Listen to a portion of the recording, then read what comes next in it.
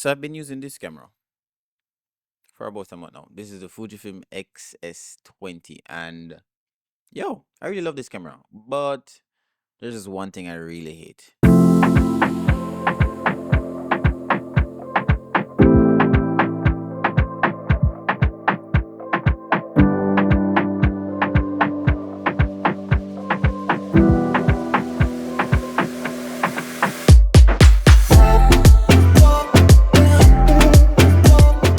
So the reason why I actually chose this camera because I was contemplating between the Fujifilm XM5 or get back on next XT5, but I'm like, I hate the fact that the XT5 screen doesn't flip out. That's one.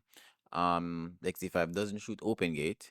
The XM5 shoots open gate, but I'm not a fan of the older batteries. You get me? Doesn't make any sense. I prefer these, durable batteries which last way longer than the older one. But outside of that, I'm like, yo, I really need something with a very small form factor. So after sitting, contemplating, okay, so I think this is the ideal camera for what I want because I wanted a camera that's, as I said, small. You get me, small enough where it's compact. I can travel with it. I don't have to like take out my XH2, which is a bit bulky. And I want to pair it with this lens right here. This is the XF27 2.8. And yo, the compactness of this lens makes traveling very easy. And I actually have a ND filter on this, a variable ND filter, right, from Earth. And it is a I think it's like a 2 to 5 stop ND filter. So yo, this really works for me. And as I said, I want something very compact. I can actually travel with it, no hassle, nothing like that, and I don't need to like walk with a bunch of different lenses. So that's one of my main on for. But I really wanted the X106. I'm like, I don't really want to wait like a year to get one camera. I actually ordered that camera last year, and I had to cancel my order, and I got the XT5. But in the summer, because I ordered the XT5 before the summer, but in the summer, my XT5 got water damage, salt water. So I'm like, shit, I need another camera. So this camera came to mind, and I've been loving it so far. I really love the quality that I'm getting from it, and I'm using regular, well, not really regular SD card. So I'm using this type of card in it. You get me? This is a 256 tough card. The read write speed is 277 and 150, so that's good enough, and I can actually max out the quality of the XS20 because of all of that, right? And I love the fact that I can actually add accessories to this XS20. So if you look here, right, I've on a leather case, right? I've a nice little thumb grip right here, and I can actually swap this out and like have a eyepiece rubber. I don't remember. It's just a attachment that I saw on Amazon, and I have a tempered glass on it as well. You get me? It's very small, like really small compared to my XH2.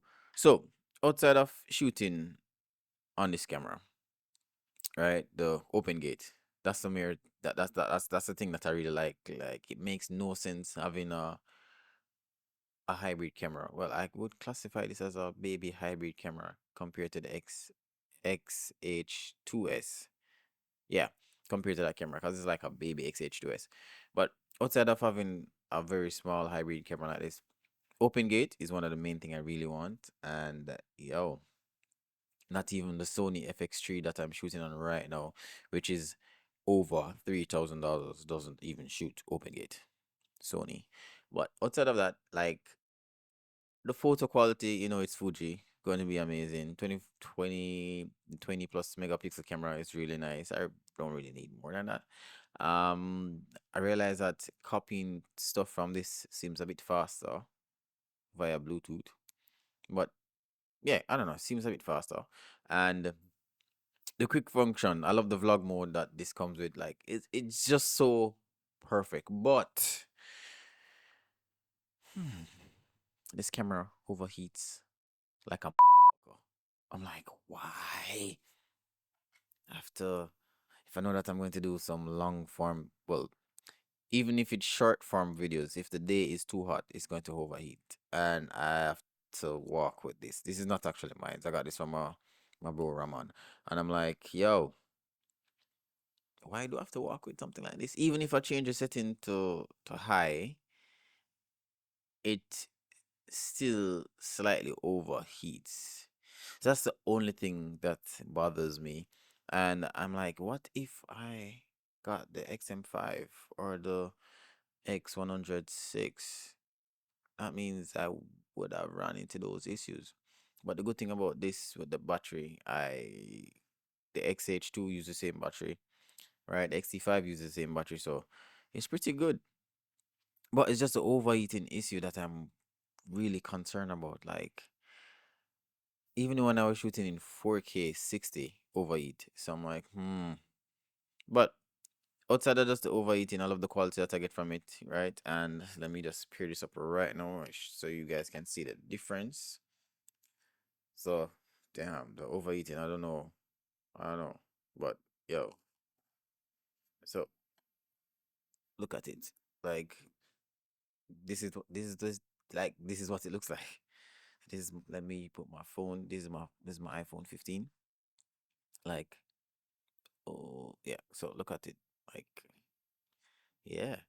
Like the quality that I get from this and the accessories that I can put on it just makes the camera feel different, feels unique. I wish I had the option to get it in silver. Wish it had a silver option, but I mean, beggars can't be choosers.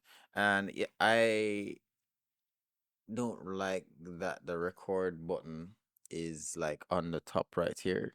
Actually, use the top part right here to just click record, and I like the little dial right here that gives you the vlogging option, video option, and it's good that I can have 4 custom presets. So you guys can be the judge. Tell me what these photos and videos looks like coming from the X-S20. I hate calling the name. I wish Fuji could, make the name a bit easier. But I'm going to test out the Blackmagic RAW from this camera in another video, and I'd love to see what that looks like.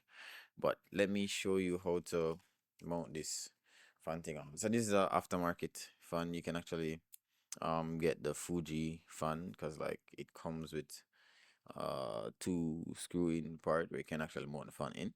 So it's simple. You just, where is that grip part? Yes, grip right here.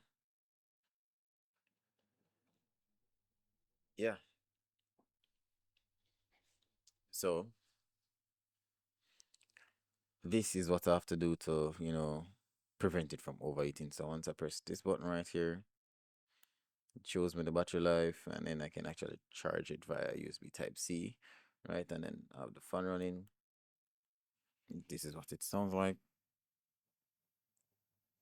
I'm not sure if you're hearing it, but like using it with a mic on top, I wouldn't recommend it. And this lens makes a ton load of noise, so using it with a mic on top would make sense. But yo, the quality is all I can really talk about as relates to the price range for this camera. Like really good, really good. But guys, this was just a very simple video to express my love for this camera. So if you want something very compact, quality packs a punch, good travel camera, yo, ease of appear with a gimbal, this is the camera for you. Trust me, like it is the camera for you. Don't worry about full frame. Don't worry about full frame. Like, yeah, this is the camera for you. So I'll see you guys in another video. I don't know what I'll be talking about, but I really need to test out the B-roll on this and hopefully ProRes. So peace.